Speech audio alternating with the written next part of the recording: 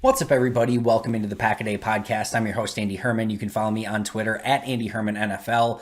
Have a big show lined up for you today, and I want to go over in great detail, I guess in somewhat great detail, this Packers offseason. And for those of you who have followed along for a while or have read me on Twitter or read me on Packer Report, wherever you might find my work, you will know that for the most part, I lean positive, right? While I cover the team and analyze the team in a variety of different ways, at the end of the day, I am still a Packer fan, and I would enjoy very much if the Packers did well and won numerous Super Bowls and all those sort of things. And I, even in general, just in general, whether it's whatever sports team I'm cheering for, life, whatever, I tend to think positively. I like to lean in the positive and just exist in that stratosphere because that's just kind of who I am as a person. But, of course, unfortunately, life as well as sports don't always go according to plan. And sometimes while you're analyzing a team, there's a time and a place to call a spade and call out things where maybe they're not working the right way, or at least show concern over some trends that are maybe not heading in the right direction. And frankly and honestly, I think we're at that point, or maybe well past that point, depending on where you're at, with this offseason for the Green Bay Packers, that there are some concerning things that need to be pointed out. And that's really my goal today, is to point those out and to say these are issues that either need to be resolved or hopefully maybe resolve themselves on their own. And I'll get to that more in just a moment. But there is a lot that I have concern over from what these last few months have held as a fan of the team, as an analyst of the team. And again, we're going to go over those in detail today. Now, before I get there, and maybe in the realm of staying positive, I do want to be very clear in the fact that games are not won or lost in the offseason. Championships and Super Bowls are not won or lost in the offseason.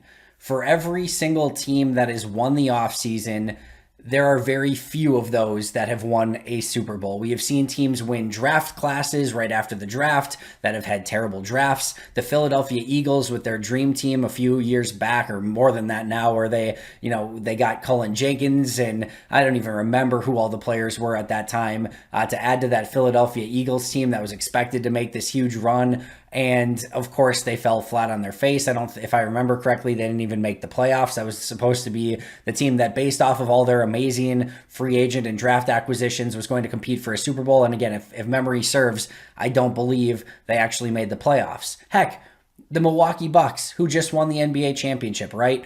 They were mostly, I don't want to say destroyed in the offseason, but there were a ton of question marks, and many of them rightfully so. There were the question marks of whether or not they gave up way too much for Drew Holiday, who maybe was supposed to be a good but not great player. They, of course, screwed up the Bogdanovich trade and then, kind of made the issue worse by signing DJ Augustine to a huge deal after it fell through. People thought that they spent way too much on Pat Connaughton, questioned the Bobby Portis move. Like, all of those things happened in an offseason that they were really talked about and wondering if the Bucks had any idea what they were doing. And some of those, the DJ Augustine move is a great example of that, was a genuinely terrible idea and terrible move in the offseason. But roster building and being a GM of a team, as Brian Gutekunst often says, is a 365-day-a-year job. And they ultimately ended up in Drew Holiday, who ended up being, I think, much better than people expected and came up huge in a championship run. And it's a deal that they will never have to apologize for because they won a championship.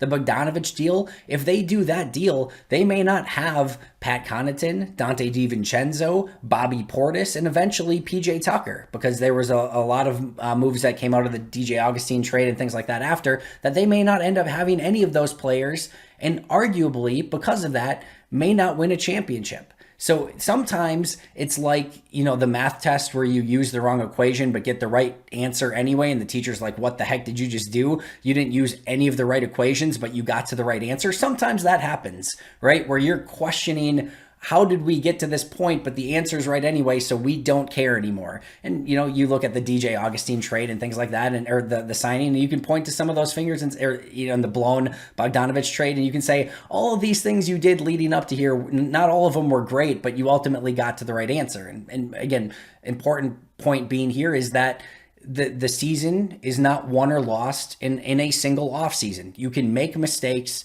You have the opportunity to make up for them in a variety of moves later in the year or through the offseason, etc. And again, a lot of these things you just don't know until they all play out. Again, a lot of people thought Drew Holiday was the wrong move. It certainly did not end up being the case, as he was a key piece, especially defensively, in their run to a championship. So no matter what happened this offseason and no matter how down on it you are, it doesn't necessarily mean that the Packers are doomed and that they can't recover for it and that they can't be a great team, maybe even a championship team this upcoming season. So games are played on Sundays. The season is far out and yet to be played. So as much maybe doom and gloom as I might get into here a little bit, it's worth pointing out that we don't know anything yet. And we'll start to see how things start playing out really this week as training camp kicks off. But I want to start this critical approach to what Green Bay's done in free agency by going over what they've done by quote unquote going all in. And I mentioned this yesterday in my podcast as well, that the Packers have been all in this offseason. I got a couple comments that said, Andy, if your version of going all in is signing players like a Kevin King, that's not going all in. If you want to see all in, and many people have pointed to that box of saying you're going to trade future first round picks for Drew Holiday and think like that's going all in, right? The Packers are all in on this season. Not only have they maxed out their spending for this season, but per Ken Ingalls, who tends to know a thing or two about the Packers salary cap, they have borrowed $37.5 million from the future to pay for players that are currently on this team. You may not like how they've spent some of that money, which I'm going to get to more in just a moment, like a Kevin King, for example, but you cannot debate the fact that this current Packers team is well above and beyond the normal salary cap, because they are again borrowing over $37 million from future caps to help pay for this 2021 team. By going out and re-signing Aaron Jones and keeping Dean Lowry and Preston Smith, bringing back a Kevin King and doing all the things that they could, David Bakhtiari, Kenny Clark, all these extensions that they've signed, by trying to keep this team together, they have borrowed from the future, and it's going to hurt them down the road, but they are doing it in an effort to win now. And they have done that. And that's not a bad thing. That, in my opinion, over the last 30 years with Favre and Rodgers, they have not done that enough. There becomes a time where a window is open, and if you don't take advantage of it, it passes you by. Like we saw with Brett Favre with one Super Bowl, which I'm not certainly complaining about, because these are hard to get, as anyone will tell you. But now we've seen potentially some opportunities with Rodgers pass by as well, and not maybe going all in, and sometimes that was advantageous to do so, may end up costing the Packers Super Bowl titles over the course of these last 30 plus years with Rodgers and Favre.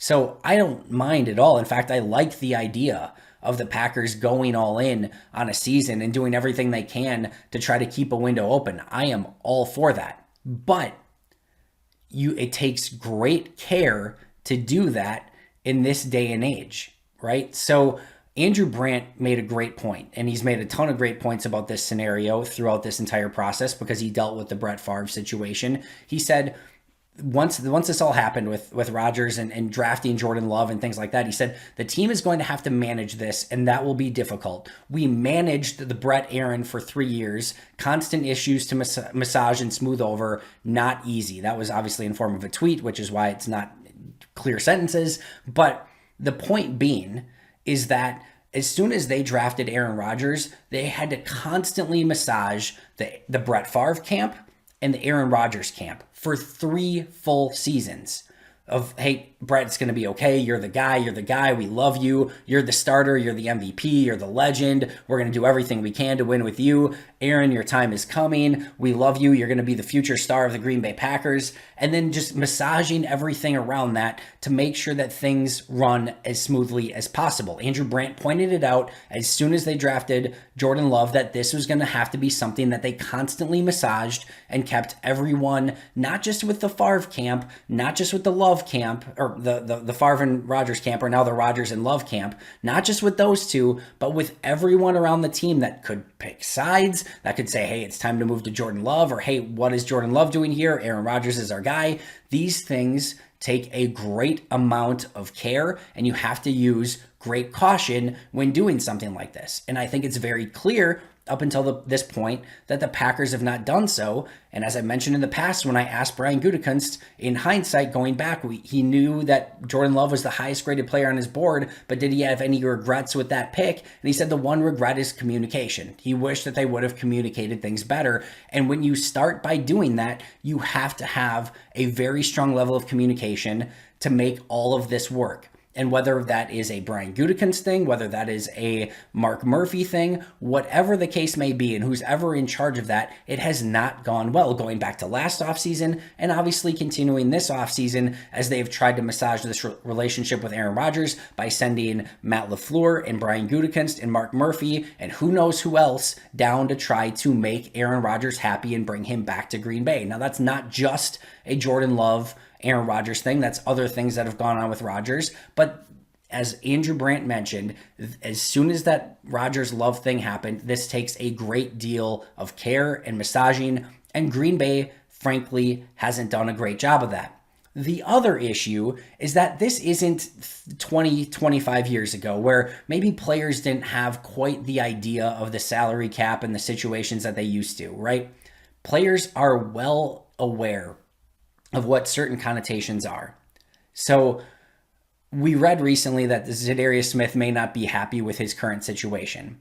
And one of the things that you read is that the reason he's unhappy is he wanted to be a Packer for life. They massaged his contract, which they had every right to do, to push money into next year. But Zadarius knows that when next year hits, the Packers, there is zero chance, there is 0% chance, 0.0000 chance that they can afford Zadarius Smith at that contract number that they moved all that money into, which means release, trade, or extension / restructure.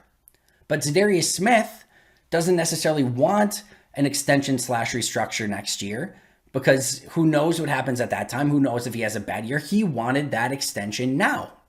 He wanted to be a Packer for life. He had mentioned as much. He wants that extension now. Let's work it out now. Let's make it work now. And Green Bay said, no, we're pushing it down the road and it's going to happen next season. Now, if Zadarius has a major injury, if Zadarius has anything like that happen, they just say goodbye. They cut ties and Zadarius is no longer a Green Bay Packer. And as a player, well, he signed the initial contract and he and his agent should have been aware of the terminology that gave Green Bay the rights to move that money around. Again, it is a communication thing where when you make some of these changes and when you make some of these moves, you have to massage it over. You have to communicate it with the player. You have to make sure that they are still happy and that you tell them you're going to take care of them and things like that. Obviously, Aaron Rodgers, he is well aware that when you draft a Jordan Love and when there's a massive salary cap issue staring you in the face in 2022, and one of the few ways that Green Bay can get out of that major salary cap issue is by doing something with Aaron Rodgers, he's going to know that. And he's not going to probably be too happy with that. Davante Adams, the same exact thing. When he sees that David Bakhtiari got a huge deal and Kenny Clark got a huge deal, he knows that Jair Alexander's probably going to get a huge deal. Like when he sees all of that happening, and once again, he looks at when is he going to be a free agent? All right, 2022. Did the Packers have any salary cap space in 2022? No. When is he going to turn 30? In 2022. He can easily put everything together and say, all right, the Packers aren't giving me my extension now. They're going to wait till maybe I have a down year or until I turn, I'm about to turn 30. They don't have the money to sign me. I also would like to be a Packer for life and stay with this team. I am now also not happy. So by Green Bay, in a way, going all in and trying to do everything they can to win this season and maybe open up that window for Aaron Rodgers and Davante Adams and everyone else to win potentially a Super Bowl this year, by not communicating those things and frankly massaging some of those egos, for lack of a better term, and making sure that those guys remain happy, they've now opened up an entire can of worms where everything is in jeopardy and they could be in a brutal no man's land if Aaron Rodgers does decide to not play, to retire, to force a trade, whatever the case may be. because now they've borrowed all this money from future seasons to be good this season, and they may not be able to be if Aaron Rodgers is not here, or just frankly, if three of their main players are unhappy with their current situation and circumstances, and who knows how far that unhappiness leaks into the rest of the locker room. That is a major, major issue. So, idea in principle of going all in and trying to win a Super Bowl this upcoming season, great. The idea of having another quarterback in Jordan Love and drafting him last offseason to be able to take over when Aaron Rodgers may need to move on, or you may need to move on from him, great. But these things do not happen in a vacuum. We talk about all the time, or people talk about all the time, of how like fans are so unreasonable because every deal that they want done, it doesn't happen on Madden, right? You can't just trade, release, sign. You actually have to manage the players. These are real life people that you have to take care of, and you have to consider how you handle these players and how that bleeds into the rest of the locker room and things like that. The tables are sort of turned on this one, where an NFL team almost handled this like a Madden situation and just said, we're going to move some money around here. We're going to sign these players here. We're going to give Bakhtiari a big contract. We're going to give Kenny Clark a big contract. We'll just wait on Davante Adams and we'll just do some of this other stuff. And maybe next year we have to blow things up. But they did a terrible job in communication and in making sure that those players stayed on board, stayed engaged, and were okay with what was going on. And now again, Green Bay could be in a really difficult situation because they could be in a no man's land where they are in an all-in situation now, but if Rodgers doesn't play, or if, again, players are unhappy, they just might be in a losing situation no matter what. And now have, really taken and borrowed money from future years where now you're not crippling, but making things a lot harder in future seasons as well. So communication is key.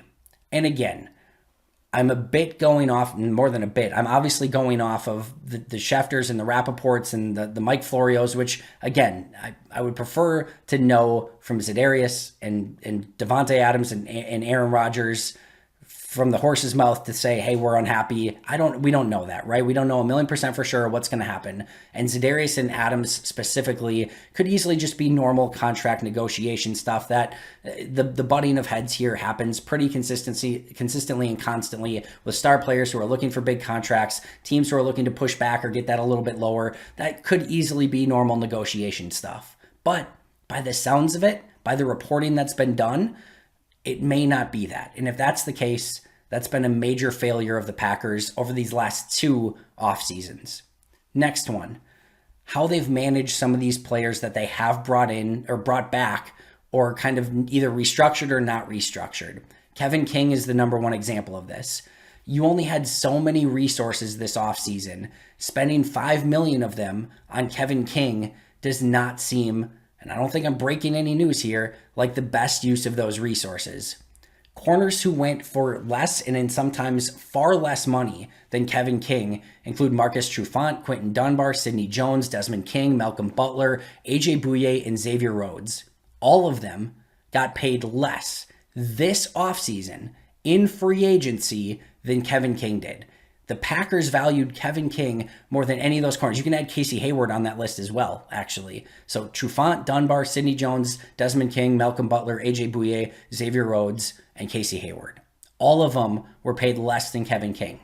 Now, I even got to the point in this offseason where I said, if you can get Kevin King back for about 2 to 2.5, maybe 3 million, I could see how you could make an argument that maybe this team is better with Kevin King at a 2.5 million-ish contract than without him.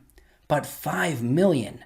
And don't look at how much is pushed into future caps. At the end of the day, for one season of Kevin King, they are paying $5 million.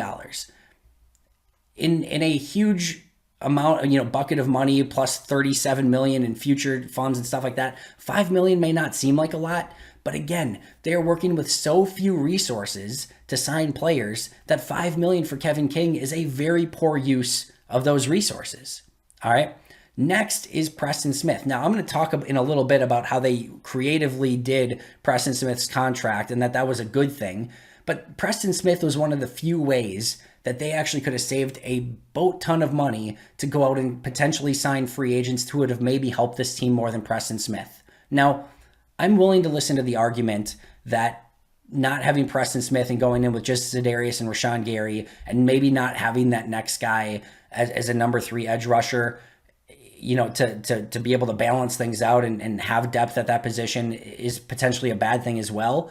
But they had opportunities to address that position in a variety of different ways that potentially, in my opinion, they could have got value at what Preston Smith gave them a season ago at a much lower cost. So deciding to bring him back was a very questionable move, especially even though the contract was very creative and I like what they did, it's still a very questionable decision. That's one where I love what Russ Ball did with the contract. Genius way that he did the contract, but very questionable move by Brian Gutekunst to bring him back and want him back in the first place.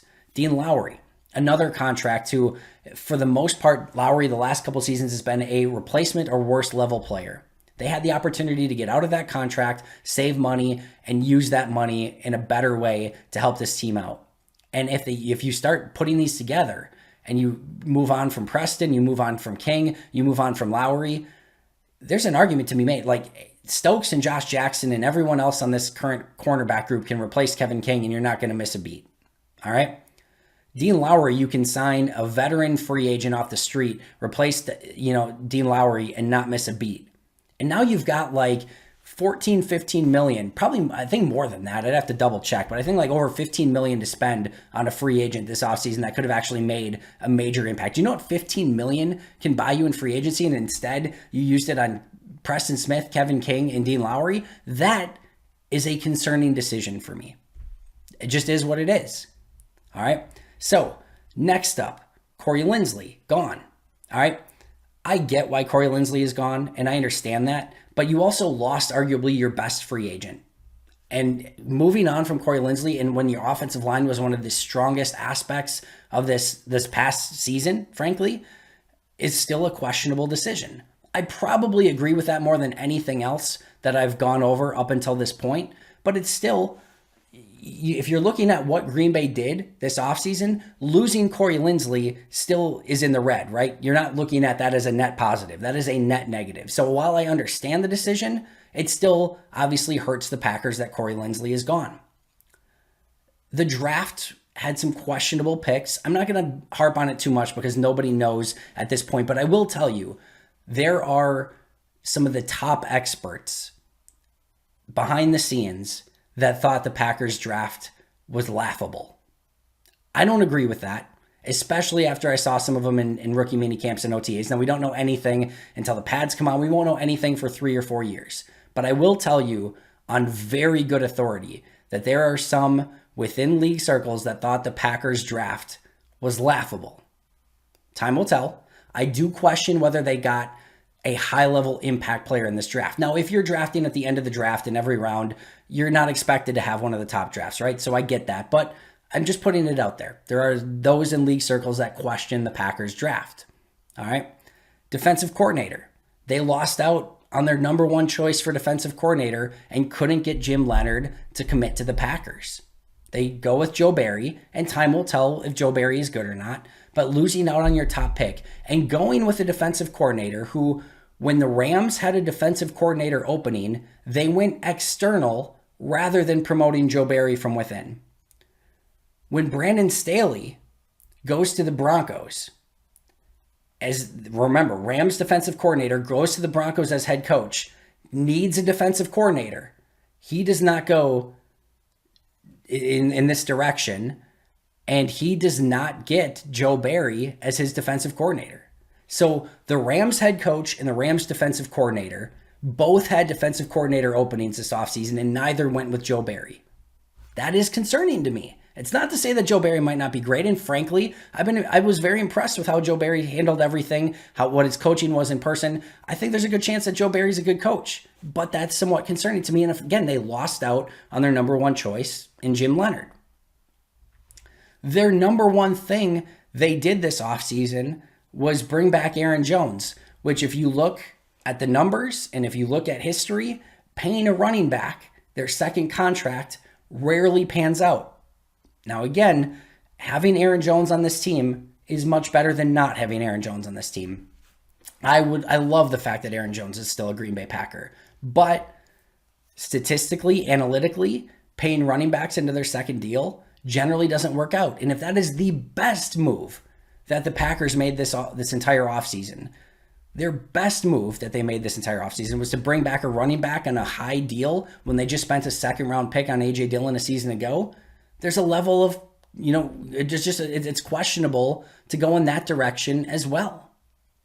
And then lastly, because some of those contracts that they brought back and signed, their free agent class, their one opportunity to maybe upgrade this team and get them over the hump from NFC Championship to Super Bowl, to maybe bring a couple new players in, their free agent class is Devondre Campbell, who struggled a season ago, and Blake Bortles, who's only on the roster, frankly, because Aaron Rodgers may not be at training camp.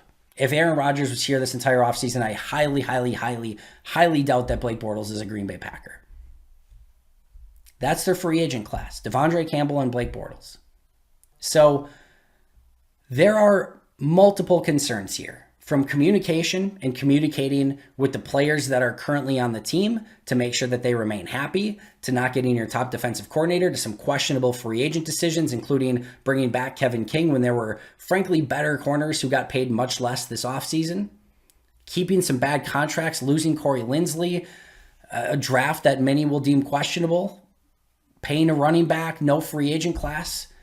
Those are things that, quite honestly, if that was the Bears that had that offseason, if that was the Vikings that had that offseason, we would be clowning them. If they alienated their top three players, three of their top players, and they were questioning whether they wanted to stay with the team or were upset with the team in some capacity, allegedly, and maybe they had a questionable draft, they paid a running back big money, they had no major free agent signings, they lost their best free agent.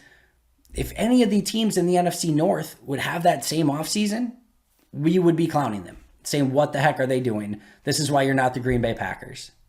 And again, I want to reiterate that it doesn't mean that Green Bay can't be successful. And there's a lot of good news, which is, again, I'm going to pull out the good news to end things here because there's a lot of positives still. If all 90 guys on this team report and are ready to go and Matt LaFleur can get them motivated, this is immediately a Super Bowl contender. With Aaron Rodgers, Davante Adams, Za'Darius Smith, and the rest of this roster returning as it is, adding their draft class, adding to Devondre Campbell, etc., this is a Super Bowl contending roster. They have immense amount of talent on this team, and with a few tweaks here or there, a few guys stepping up, this is easily a team that can compete for a Super Bowl. So what more do you want than that? Than a roster that's ready to compete for a championship? Aaron Jones is still on the team. As I mentioned earlier, that is a positive. We'll figure out the contract stuff later. I think everyone is fairly happy that Aaron Jones is still a Green Bay Packer. While I didn't like the Preston Smith idea of bringing him back, Russ Ball deserves a ton of credit for how it was structured. It gives Preston Smith a ton of incentive, and I mean a ton of literal incentive to be great this season. If he can live up to that, Green Bay will gladly pay him more, and he will have earned this contract and whatever bonuses that he's eligible for based upon his play. And I think the draft had a lot of positives as well. There is a real chance that this draft class could include future starter or current starter Eric Stokes, Josh Myers, who's ready to start from day one, Amari Rodgers, who's ready to play gadget wide receiver, be kick returner and punt returner from day one, Royce Newman, who could be ready to start or at least be a solid rotational player if needed at any given moment from day one, that TJ Slayton is a rotational defensive tackle on this team, and that Kylan Hill is the number 3 running back at worst. I'm not even leaving some out. I think at worst you could easily make those arguments right away. That is a good draft class if it gets to that point. So there are plenty of positives still to be happy about with this current team, but I think this offseason deserves some level of criticism. And again, many of you might say, yeah, Andy, we're well past that at this point. We have been criticizing this front office for a while now. Where have you been? I get that. As I mentioned, I lean positive. There's a lot of positives that I still see on this overall roster, but this offseason was questionable at best, frustrating, and disastrous at worst. And if we look back 10 years from now, and the Packers are a floundering team, if you said, Andy, 2020 and 2021, what they did in those two off seasons is where everything turned around, That wouldn't surprise me. Now, if you said, the Packers still went on to be very good and Jordan Love became a really good quarterback and they went on to maybe in the next 10, 15 years win another Super Bowl, that wouldn't surprise me either. But there are some questionable decisions that put a lot of the Packers' future in question and a lot of 2021, this upcoming season, in question, where this is a team and a situation that should be competing for a Super Bowl this upcoming season with a great head coach, a great quarterback, a ton of talent, your Bakhtiaris, your Adams, your Kenny Clarks, your Jair Alexanders. The list goes on and on. You know the names. This is a team that should be competing for a Super Bowl. And if they're not, and if the rebuild that needs to basically come next year goes poorly, and if Jordan Love can't live up to expectations, these last 2 years will have been an unmitigated failure. Time will tell. I remain optimistic, cautiously so, but this has been a very questionable offseason, the last 2 off seasons, and what happens next is going to go a long way in determining just what happens with this Packers franchise from a winning viability standpoint over the next 5 to 10 years potentially. And of course, the next question that everybody will have is, so who's to blame? Who should get fired right now? And the answer, of course, is nobody. There's a lot of time left. And again, this is a team that could still go on to compete for Super Bowls with Aaron Rodgers, maybe this year, next year, the following year, who knows? This is a team that has a lottery ticket in Jordan Love that could still pay out tremendous dividends, that things could still go right. Nothing is determined at this point in time, which is why you don't make rash decisions at this point in time. If the Packers fail and Jordan Love fails, which again, I want to be clear, I am not cheering for. I hope everything goes beyond amazing and there is a string of Super Bowl wins the likes the New England Patriots and their fans would be jealous of. But if things don't go according to plan and things fall apart, there will be those who will have to pay for those mistakes over the last few seasons along the way. And again, I don't want that. I hope Matt LaFleur, Brian Gutekunst, Mark Murphy, etc., I want to see them up on a stage along with who's ever quarterback and whatever else. I want to see them up on a stage holding a Lombardi trophy. One of my favorite moments was after everyone hated Ted Thompson and was questioning Mike McCarthy and was wondering if Aaron Rodgers could ever replace Brett Favre. To see Thompson and Rodgers and Mike McCarthy on that podium holding a Super Bowl trophy might be one of my top 5 favorite sports memories, period. End of story. Because they proved so many people wrong along the way. They stuck with their convictions and how they wanted to do things. And they, in a lot of ways, they proved a lot of people, even a lot of Packer fans, wrong. That was awesome. Another tangent we can go to on another day. I'm going to wrap things up here. As I said, I remain optimistic. I remain hopeful. And I certainly want this to be a team that goes on to have a ton of success moving forward. But this offseason raises a lot of questions that will need to be answered, hopefully positively, within the next couple seasons to see how this turns out. Or we may look back at this time and say, that's where things started to go in the wrong direction. Again, last season and this, or last offseason and this offseason. That does it for me today. Don't butcher me too much in the comments. Like I said, I'll be back probably with a joyous and positive podcast tomorrow. Appreciate you as always, but until next time, go Pack Go.